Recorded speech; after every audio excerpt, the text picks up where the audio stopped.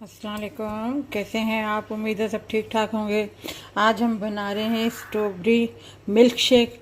और strawberry milk shake के लिए ये मैंने स्ट्रॉबेरी जो है ये काट ली है मैंने।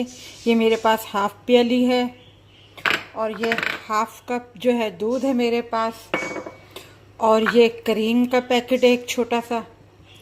और ये चीनी है मेरे पास 1 चम्मच। और ये क्यूब्स हैं आइस बर्फ़ के। अब हम सबसे पहले क्या करते हैं आपको बताते हैं। बिस्मिल्लाह। ये हम इसमें ये स्ट्रॉबेरी डाल देंगे सारे के सारे। अच्छा, आपने ज़्यादा बनाना तो आप उस हिसाब से ले लें। ये मैं 1 गिलास बना रही हूँ सिर्फ आपको बताने के लिए। ये मैंने इसमें से ये थोड़ा सा दूध मेरा फिर भी बच गया है।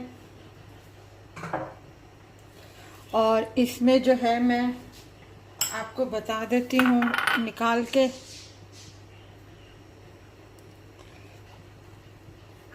चम्मच के साथ के मैंने इसमें क्रीम जो है कितनी शामिल की है, ये 1 चम्मच। और ये 2 चम्मच भर के मैंने जो है इसमें क्रीम शामिल की है।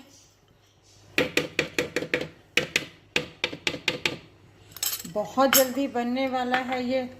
और ये मैं 1 चम्मच चीनी का इसमें शामिल कर रही हूँ। और ये मैं आइस भी इसमें शामिल कर रही हूँ। चीनी हस्बे जायका है, अगर आप कम पीते हैं तो कोई मसला नहीं है, आप कम रख लीजिएगा। और अगर आप पूरी मतलब दरमियानी है आपकी तो फिर आप 1 ही चम्मच ले लीजिएगा, ठीक है। अब मैं इसको शेक करके तो फिर मैं आपको बताती। ये देखें हमारा स्ट्रॉबेरी शेक जो है वो तैयार है। ये देख लें कितना गाढ़ा बना है, ये देखें।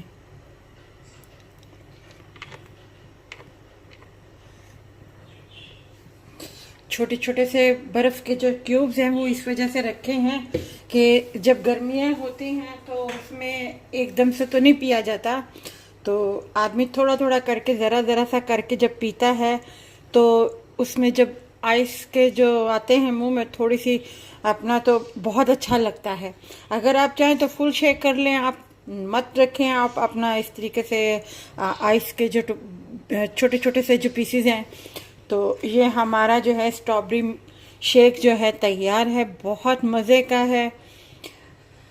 मैंने तो 1 ही गिलास के लिए बनाया था, फिर भी मेरे 2 गिलास बन गए हैं।